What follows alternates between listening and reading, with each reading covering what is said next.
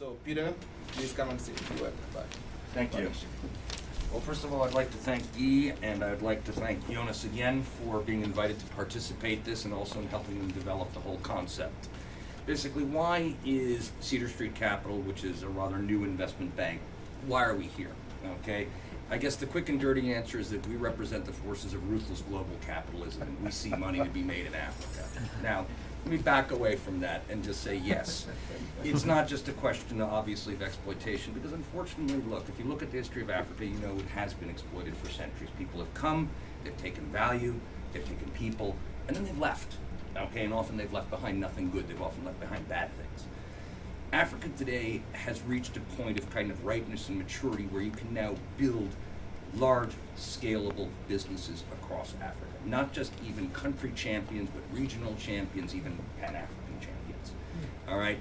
But letting the world know about those opportunities, packaging those opportunities, presenting those opportunities in a compelling way, that is an area where work still needs to be done. Okay? And work needs to be done connecting governments to investors, investors to nonprofits, and nonprofits back to the government, creating a self-reinforcing circle, okay, of groups of people that have done it, that understand it, that know how to do it. And what Africa is really looking for these days is not so much even raw capital. Capital is flowing now. FDI is rising. It's directing it to the right sectors. It's making sure that the maximum benefits are created and creating things of lasting value that will stay and will gain in value. Again, not to knock mining or oil, but once you take something out of the ground, often it's gone.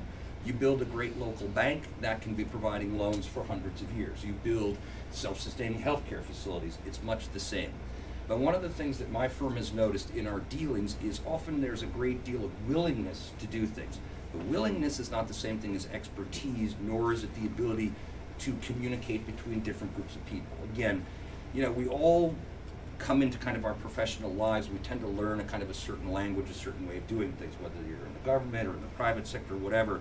And learning to get groups to talk to each other, to share information, to pool their resources, and to come up with solutions. Because really, what drives Africa and success in Africa is the ability to present solutions. Identifying an opportunity, identifying an investor, identifying an operator, mitigating their risk, pulling it all together, and then ideally doing it in such a way so that it can be replicated and that it can grow. So what we're looking to do is to create essentially what I consider to be a, let's call it a 21st century, even kind of post-financial crisis enterprise, which brings multiple disciplines together. Okay, it brings economic expertise, brings government expertise, private sector expertise, and the ability to get people who want to work together but may not know how to work together to come together for solutions. Okay, so that is essentially what we're here to do.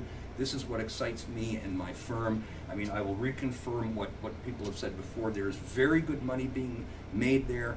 You know, for better or for worse, Americans still tend to be, you know, somewhat America-centric. When you've got 300 million people in a very big piece of land, that's the way it tends to be.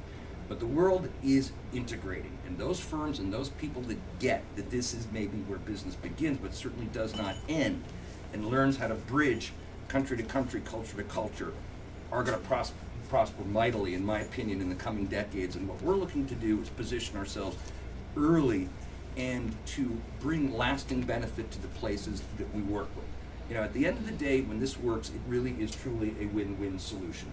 The locals win, the investors win, the customers win, everybody wins. And it's our hope that we will be involved in a lot of victories, which will do a lot of good for a lot of people, not to mention doing good things for our own wallets and bank accounts. So anyway, we're very happy to be here, and we're looking forward to doing some very good and some very innovative work together.